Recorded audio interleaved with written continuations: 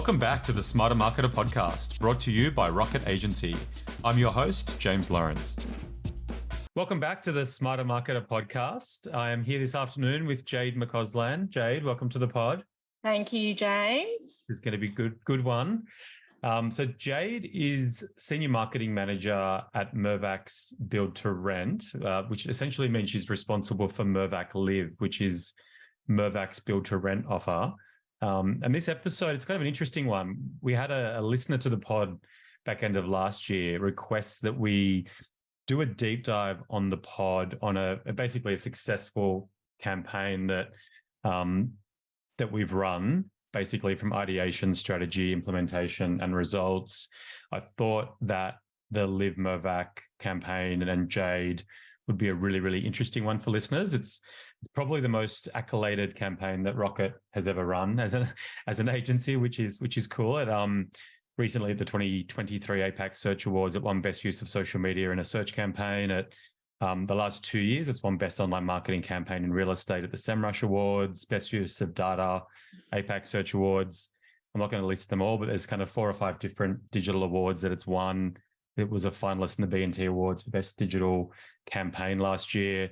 So it's been really successful, I think, from a Rocket perspective. I think it's been really successful from a commercial perspective for yourself, Jade, and Mirvac. I think it's an interesting one because it's involved a bunch of different agency partners that you've brought in, balancing it with in-house kind of capability.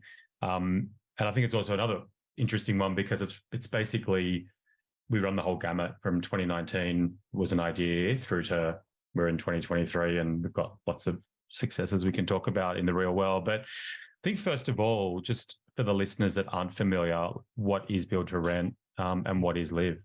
Okay, that's a great question because everybody's still grappling with this one. Simply put, is traditionally what happens is a build to sell market, and that's when the developer builds an apartment building and sells it off individually to individual buyers, and those buyers might live in it as an owner-occupier or invest and rent that out. Build to rent is where the developer constructs and builds a building but keeps it and rents it out. So everybody in that building is a renter, and they plan to hold on to that asset as the operator for 30 years. And that's simply put what that is. LIV is the brand that Mirvac launched in 2020, and it's sort of similar to, say, a Qantas and a Jetstar kind of brand relationship. LIV is not budget. LIV is more young, youthful brand that's designed to appeal to a whole different new audience. And Mirvac is the stamp of safety, if you like, because you don't want to be entering into like a whole new category of housing with some shoddy builder you've never heard of. Yeah. So that's sort of the relationship between LIV and Mirvac. And it's a huge category overseas, right? Like in America, it's ginormous. Yep. Second biggest asset class in America. It's been 30 plus years over there. It's been, I think, 10 years or longer in the UK. And those countries have had similar cultural narratives around housing and home ownership, but they've just had a lot longer to get to the place that we've got to now with home ownership. Yeah. So let's jump into 2020 or 2019. You were brought in by Mirvac to kind of, I guess, spearhead the launch of LIV. So yeah, like what were you engaged to do? What was the brief? What did success look like? And I think it's important to understand, right, with the launching, that Mirvac was the first to decide to do this, and everybody in the industry of property in Australia said it'll never work. Our CEO, Sue Lloyd-Hurwitz, would always talk about this story about it would never work. So what she was like, no, this is part of the solution. We've got a massive problem going on in housing. People can't afford their homes. We need to do this. So they disrupted themselves. Because they're really attacking a lot of part of their business, their traditional business space of build to sell. So they brought me in 2019 and said, right, we're just going to launch this. I had a look at everything that they'd done to date, that the brand already had been developed. And there were some, light web pages and stuff, but they really talked a lot about the mission around revolutionising rent. But when you married that mission up against everything that was sort of developed so far, it fell into that property convention. So what I did was I came in and I said, right, I can launch this brand and we can talk to the same cues and features that we all know, like architecturally designed building and convenient locations, or we can stop for a second and go, if we truly want to revolutionize, we can't use familiar language. We can't use the stuff everybody knows. And we also can't just do that traditional role of selling product, because consumers don't care about products. Consumers now have moved on and they resonate with brands with purpose, with relevance to their life. No one cares about an architecturally designed building because really, or there are some, I should say, less and less though. They care about security. They care about having community, and they care about, you know, having somewhere to call home. So we needed to really, I said, let's take a moment, stop, and let's understand the culture of what we're actually entering here broadly in Australia, not just sell a property. So we did a 6-week cultural analysis with Kantar Consulting, one of the biggest global insights businesses, to really understand what is the value proposition, what is our emotional benefit that we're going to sell, and what is our purpose here, because we need to be really clear. So we did that, and it was a very quick analysis just to get us up and running to talk to a macro renters audience. So that was 2019, leading into a launch for July 2020 of our first property in Sydney. Could we kind of go into the phases of the campaign, right? So in terms of and I think you have done a really good job of kind of taking that step back before you kind of look forward. And I think that is something which most listeners to the pod kind of struggle with that or grapple with it, where it's kind of, you're either in an environment where it's like, no, we need rubber to hit the road, we need to have campaigns in market, and we need tactics firing. It can be very difficult to say no, like, before we move forward, we're going to get a much better long-term outcome if we take that step back. But so I'd be interested. So you've managed to get buy-in to do that piece of work with Kantar. Yes. And I'm trying too hard not to kind of to say what happens next, because I remember being in some of those early sessions. Yes. But, so we've got a stronger idea now of sentiment and what. So what we're sort of the world we're trying to enter into, and what we ended up realizing is that if we could just go to market with this idea of better renting, because let's face it, that's an easy win. The renting experience at best, I would say, is inconsistent. At worst, is pretty shitty. Yeah. So it's an easy win to start attacking that. And also you could easily attack landlords, because there are so many, or real estate agents. It's so easy to do, because renters aren't treated with experience at the core of that transaction. It is just transactional, right? So the phases were like, what are we in the business of? We're in the business of life. We're not in the business of renting. What do people really want from us is really, so what is built to rent actually as a category doing?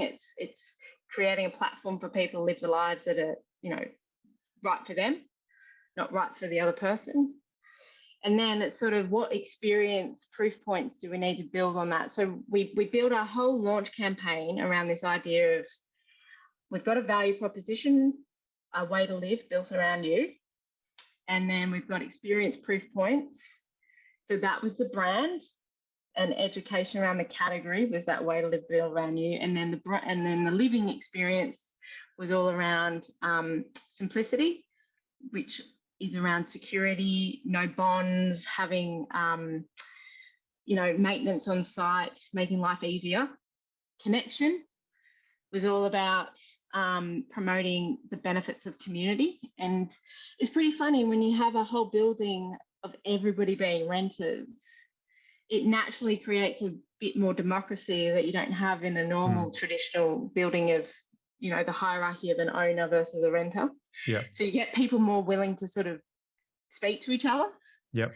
And then the last one was flexibility, and that's like personalizing your home to be yours. So we went to market with this very high level macro view. We have a brand and a category we need to launch and educate people on. And then we've got this property out at Sydney Olympic Park. It's our first property where the experience is unlike anything you've seen in renting before. So it really was the two phases of like awareness, lead gen, conversion. Yeah. And the actual property itself at Sydney Olympic Park is like, I think it's really interesting what you said about kind of having those two tiers almost in a typical apartment block if you've got renters and owners. Yeah. But the actual building itself, buildings that are designed to have that community angle in terms of the shared spaces, and they kind of deliver on that. That's right. And so what they do in, and this isn't necessarily on all buildings, but it is a bit of a philosophy or principle in build to rent, is take that top level out of the penthouse, which is usually reserved for the highest bidder, and let everybody have access to the best view in the building. Yeah. And so that's where you'll find a large amount of amenity, shared common amenity for the whole community to come and use or book. So that is on product what happens. But fundamentally, because we didn't lead with come and live at Sydney Olympic Park where there's a cinema room, there's a Pilates studio, there's a gym, there's co-working, there's bars and stuff that you can book for private party. Because we didn't do that, and we led with it's time to expect more out of life, and this is home now, like this is a new way to do things, brand and emotion. We had 10,000 inquiries come into that building. And it's not because they wanted to live at Sydney Olympic Park. Yeah. But that's it, right? It's amazing. Yeah. We led with, this is what's missing right now in the market. And this is a brand. The brand was a tone of voice which was cheeky and funny as well. It wasn't that typical, I guess, brand archetype of a bank or an insurance company being the ruler of we'll save you. We know the best for you. It was like, just come and make it yours. Bring your pets. We don't want to charge a bond because that's just not fair. Yeah. And so it's kind of tapping it, like it's just friction, isn't it? Like the before state, the old state is friction everywhere, which is filling out forms online and not being responded to. It's lining up and having 50 other people rocking up to a rental. It's feeling like you're being treated like crap because you're a renter. And the power dynamics all out, right? Yeah. Because you're giving over 30% on average of your income in rent. Nobody other than a bank takes that much from a consumer. Yeah. And then to be treated with this, like, and we're not going to fix stuff when you need it. And we're also going to charge you 4 weeks bond because we don't trust you. And we'll say no to everything that you ask for because it's not in the interest of our owner. And we need you to move in 6 months because the owner wants to sell the property. Yeah. So it just takes all of that to go, because ultimately humans want security. I just want to, have the knowledge and constant the certainty of where I'm going to live is a big one. Once you have that security, you have the time and the motivation to get to know people around you, because who could be bothered if you're moving in 6 months' time to get to know the neighbours? We're so busy now. That's a lot of effort. Yeah. So you start to see people go, I'll open up and start to build connections, community. And because of that belonging, we get to feel more confident and self-esteem, and we get to sort of, build our homes to be a bit more for us. So we, I live, it's painting the walls or bringing your pets. Yeah. Making it feel like yours as opposed to that. No, you can't do that. You can't do this. Yeah. Can we bring it now to the actual go-to-market? Like, how did you do it? Like, what was the approach to, okay, let's take a step back. Let's actually look at, rather than selling features, let's actually look at the benefits to people's actual lives, and where is the mentality of, the personas and target market. What was the actual go-to-market strategy to get that message out there? And I think it'd be also interesting then just to talk a little bit about how COVID kind of impacted that as well. So the go-to-market really had 3 phases or 3 objectives. It was overall was like we have to create and lead a new category of housing, third a category of housing no one's ever heard of. is a complete opposite to what we've been told that we should want. Yeah. So it's the Australian dream of owning the owning your Australian, place, right? great Australian dream, own your own home, the Holden in the driveway. So the point of it was we had to really set the tone to go, right, we need to educate people first. So we did this explainer animation, which really did explain this is the world we live in, but here are all the limitations to it. Surely there's a better way. That was then followed by a LIV brand. So if you think about the first one as like the category, and then the next one was the LIV brand, and we sort of took that again, a bit of a tension point to go, renting's all about, is characterized by limitations. LIV is about you should expect more. And we talk about expect more simplicity, connection, and flexibility, and have a real big brand piece around it. This is so much more than renting. And then the third part was then really generating interest in the building itself to, I guess, bookend, here's the big ideas and concepts. What does it tangibly mean? What does it look like? Here are all some of the reasons to believe all these other big brand ideas and concepts. So we did a big lead gen push right when we were opening the building. And we are still running all of those now because the job is a big one when you're educating people on this third category of housing that they've never heard of and really don't understand. And the actual channels that you went to is kind of a mix of online, offline, with probably more of a weighting towards online, I think, which is probably an interesting part of it. We did big format billboards offline. We also did some Spotify ads, but ultimately we found looking at all those channels in YouTube, and the best channel that really got that reach but also conversion was Facebook, which everybody says Facebook's dead, but then you see all this volume of interest coming through. And weirdly, and I mean, this isn't totally relevant for this, James, but the best performing ad, I don't know if you remember it or if you've seen it in some of the post analysis. It's like this picture of two old people at a communal, it was a stock imagery communal dinner, and it was like, expect more big nights in.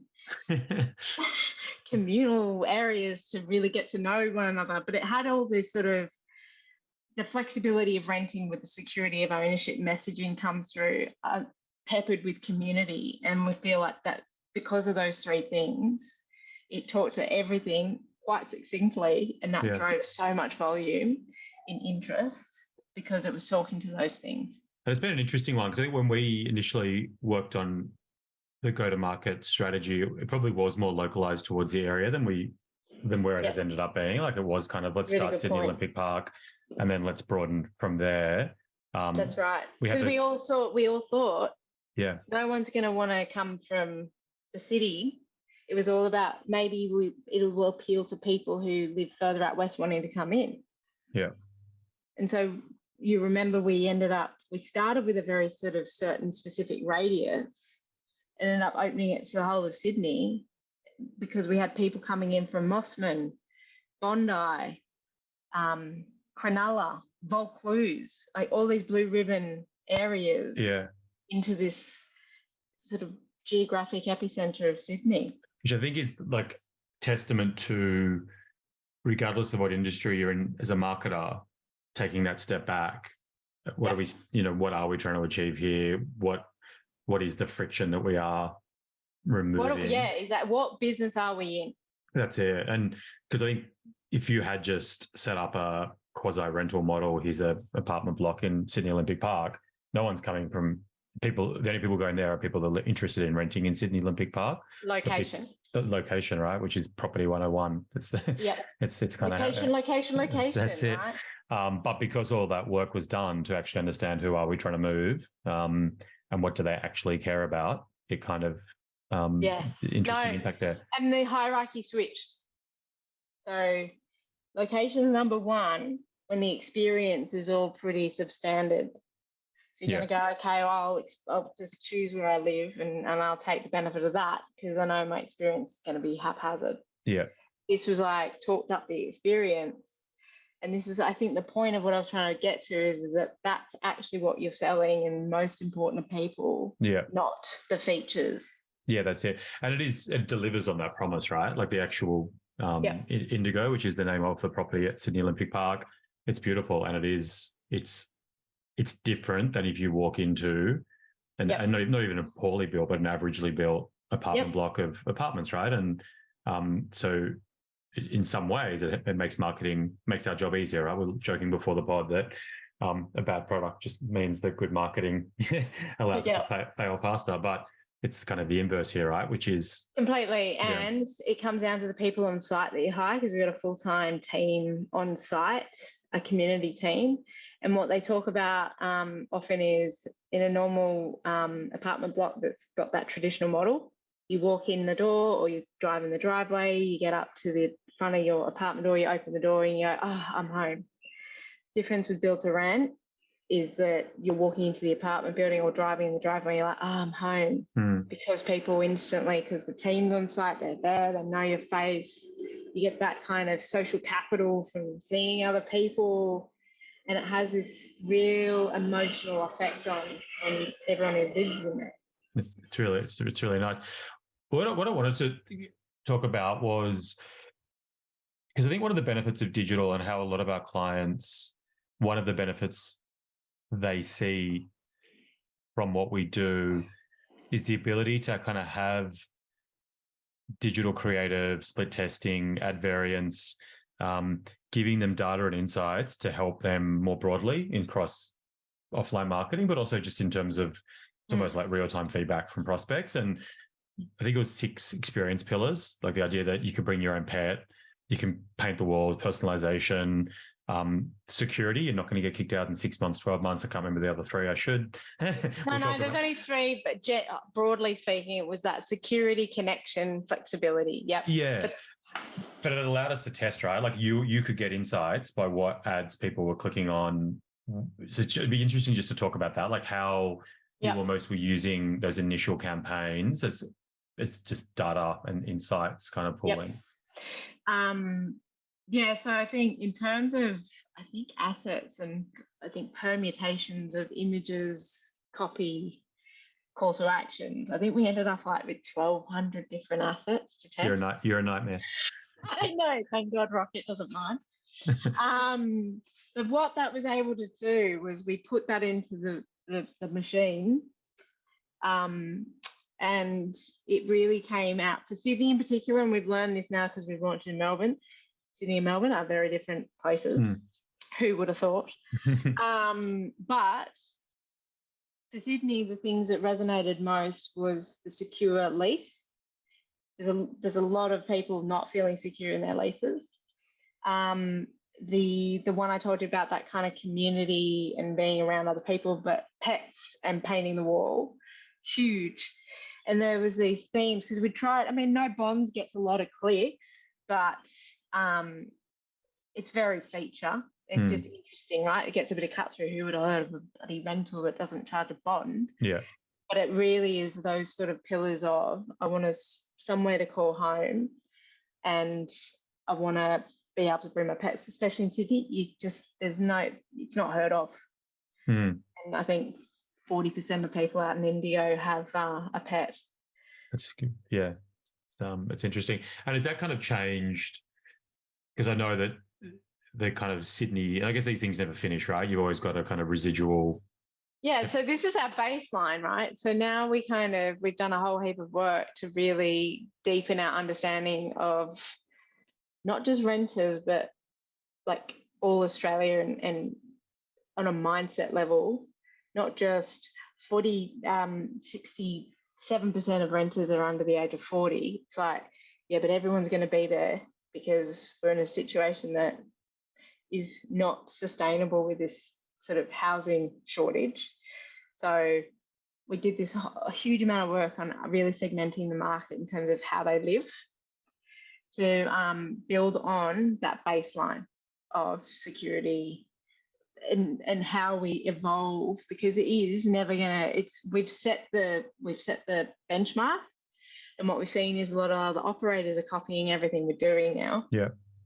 And, you know, when we went to Melbourne, we've got a whole 3 other campaigns with another 1,200 assets, I'm sure, that has given us even more learnings around where, I guess, the driving forces to people.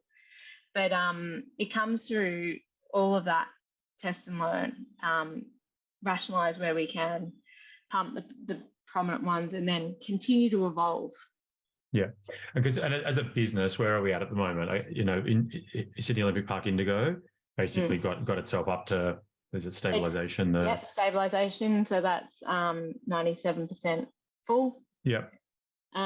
With your natural churn, and then we've just moved into Melbourne end of last year. That's nearly half leased. Yeah. In a very short period of time. That's a combination of fantastic marketing.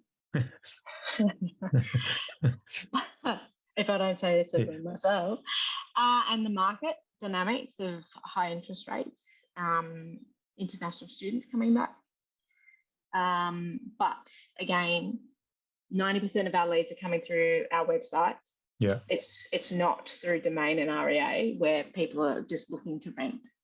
That's why it's been such an interesting campaign. And I would say this, but it was kind of launched kind of through that first COVID period. There probably was more budget earmarked to some offline activity. And I'm not just shilling for digital here, but it was, we now need to reach people, but probably dialing up digital, Facebook prospecting, Instagram prospecting, Google, GDN, YouTube type activity. But I would have presumed that given real estate and domain, in most traditional property settings, they are that kind of first interaction. Entirely the first interaction. And I remember us all looking at, you know, decks in terms of, you know, what we could be doing in there as well.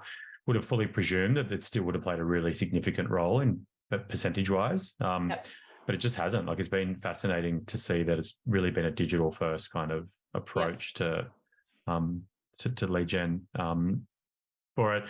Maybe that parlays a little bit into my question, but I guess like biggest everything from it, like biggest surprise from what's happened so far, biggest success, and then I think the biggest failures and learnings.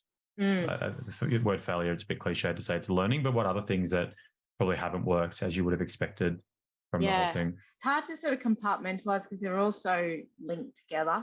Launching in a pandemic, not ideal.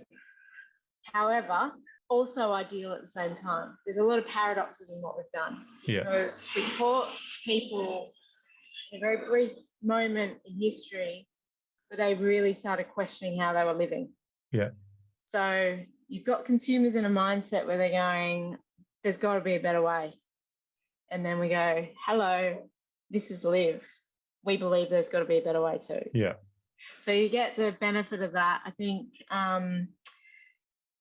opening in Sydney Olympic Park, the first of its kind, maybe not the best option, but this is, there was no simple solution to this. That was the opportunity to do it. So we took it. Yeah. And we didn't think at all. I think, honestly, pulling in all from across Sydney into that one very specific spot in Sydney was a big success because it showcased when you talk to consumers about what emotionally matters to them, they will come. I think the biggest success was just leading with the brand first, because that's really it's a hard line to, as a marketer, to push into a lot of businesses, especially in like a traditional property business where the brand does matter, but it's to lead up to a transaction, not to have a full-on brand engagement with. So I think I'd say that the biggest success in seeing how many people come to our website have, you know, we're up to nearly 20,000 inquiries across Melbourne and Sydney now. That just shows that is the only way forward. And sorry, I could go on about it. I think that's really interesting. And I think that is like, this is obviously a deep dive into property, a particular segment of property, but I think it's such a practical takeaway for any listener, which is where's the friction in the market? What is and it's marketing 101, right? What does your target market actually care about? How does your solution make their life better? And focus on that. And I think it is so hard often, whether it's because people don't think about it or whether it's because they think about it, but other stakeholders in the business won't let them do it, to actually take that step back and to invest in brand building. And marketing has changed so much, right? Marketing has gone from selling products, and you think back to 50s advertising and the way that the housewife was there advocating and spruiking a product and how much, all the features, like it's gone from that into this whole lead with experience. What are you, and don't always be permanent as you've solved my problem. Just give me some ideas. Like it's just shifted so much into this world. Digital has played such an important role in being able to understand and test all these different messages that relate to that big issue. I think the thing I would say most is digital's two double-sided, double sword. What is it? Double-edged sword. So what's happened is back in the old days, it'd cost you a lot to put advertising out in the market. $300,000 for an ad, $1 million on TV to put it on. So you wanted to get your stuff right. Yeah. Digital kind of made that so a lot of crap got sent out. Yeah. And now I think we're coming through to go, well, we know if you don't actually lead with something that's got insight behind it and emotional benefit, it's just not. Digital's great at getting to people. It's still, you have to do it well to get your conversion through it. Yeah, I think that's really good. I couldn't agree more on that. I think like that kind of mirrors, because I guess we didn't talk about your experience prior to working at LIV, but I think we come at marketing from very different viewpoints, right? Like I've come out of this performance digital space, Google ads, SEO, dollar in, dollar out, everything can be measured, split test your ads, let data do everything. And up until probably 10 years ago, that kind of stuff did work. But now it is this blending together of all the tried and tested things that have worked forever and will continue and are important. But you've got some benefits and being able to, do a whole bunch of things digitally that you couldn't. The best of both worlds, right? Like, because you can take all that data that you get from all the digital interaction, but if you're building from a human truth, you actually get to understand what resonates more. And mix it up, as opposed to sort of back in the days, like we've spent $300,000 on an ad, this better be right, the message. Yes, your Super Bowl ad. That's right. I watched it this year, and there's a couple of ads where I was like, oh my goodness, like so many fantastic ones. And there was a couple where I was like, oh, I don't know if I'd spent $7 million on that, I'd be happy. What about learnings? Like what would you do differently, or things that you'd kind of go, if I was doing it again, I'd do it differently, or when we're launching in Brisbane or wherever the next, one after that is, what you would do differently? I do nothing differently because I've learned from everything we've done, in the sense of I can't do anything differently because it's so new. I don't have a good answer, unfortunately, because I feel like everything that's gone wrong, not that anything's gone wrong, it's just that some things work and some things don't. Like in Melbourne, people, like the culture down there is all pet friendly. So we just made assumptions that Sydney would be like Melbourne on our creative on some level. But it's I think the things that we could do differently is making sure that there's always that local nuance whenever you are appearing as a brand. Yeah. You need to, it's not, you've got a national presence, but you just want to make sure that you're not trying to be the same everywhere. It's got to have some differences to local areas, because we care more now than ever about our localness. Yeah. And I don't know if it's learning the question, and I'm not saying this because you rock it, but whether or not, like, I don't understand what the channel mix does anymore. So we had large format billboards, we're doing a bit of BVOD, but then I just see such huge results coming from certain channels and in our reach of message.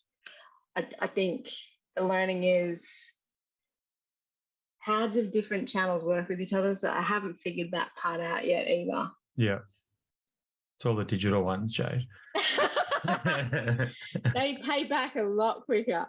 But I think it is like it's a good case study in picking the channels that you think are most likely to reach the people you want to reach in an effective way, but then not being afraid to move that mix around based on what is actually working. And you've also done the right thing in terms of having a good amount of budget allocated to brand, which you view in a very different way to then the bottom of the funnel lead gen budget, which is then scrutinized in a different way. Yeah. So I think it is. And one learning I think that's a positive, just when you were talking there, is that again, we've done this from a brand first perspective when we've spent. And that has such a positive effect on the conversion versus if we had sort of split it into that's brand, that's lead gen. I think that's the learning, because you get such efficiency and effectiveness in what you're doing in those channels through doing it that way. Because then, Facebook, we can hit people with a story of content that brings it together. And we, across all of our clients, from the most diverse range of industries, the clients that are investing properly in brand, whether that's online or offline, consistently outperform those that don't. It's just as simple as that. And it's kind of, that probably goes back to that original kind of thing you mentioned around digital marketing. And, it's back in the day, we used to look kind of down our nose at brand marketers and go, they're just hiding behind these metrics that don't exist and, give us the budget and let us drive performance. But that's just not how it works anymore. And you do need kind of both hands kind of working in synergy. I'm going to ask you the last question, Jade, which is the question I ask of everyone that appears on the pod. What's the best piece of career advice that you would give to a marketer? So the best piece of advice, I think, from personal experience is, as a marketer, market something you're passionate about, because it comes through it just comes through in everything you do when you're passionate about it. And I think it's maybe a bit cliche because everybody says that, but it is. I was marketing Smith's potato chips, and as fun as that was, and the 10 kilos I also gained whilst working for PepsiCo and selling chips, it becomes tedious because you're like, oh, do I really feel good about sort of getting more people to eat fatty food? And the fulfillment and satisfaction around working something you're passionate about is the most important part to making that dream of work doesn't feel like work. It feels like something that's added to your life. So I think more so than ever in marketing, that's really relevant to all marketers. I think it's a really good point. That's a great point. I think, as it relates to marketing, I think probably like almost outside of as well, right? Like if you genuinely believe in the purpose of the business and believe the product or service is doing good, like it's just so and that can mean such different things to different people, right? It can, and in marketing though in particular though, it means that you can push people a little bit further to do the right thing, not just the easiest thing. Yeah. And I think that's marketing's responsibility, is to do it right, don't just do it quick. Yeah, that's good. I love that as a piece of advice. I'm not sure we've had that one yet. It's good. That'll make the compilation for the end of 2023 best advice to marketers. Nice one, Jade. Well, thanks for coming onto the pod. No, thank you. I always enjoy talking about this stuff because I am passionate about it and I love it. So thanks for having me. Legend. Thank you, Jade. Thank you.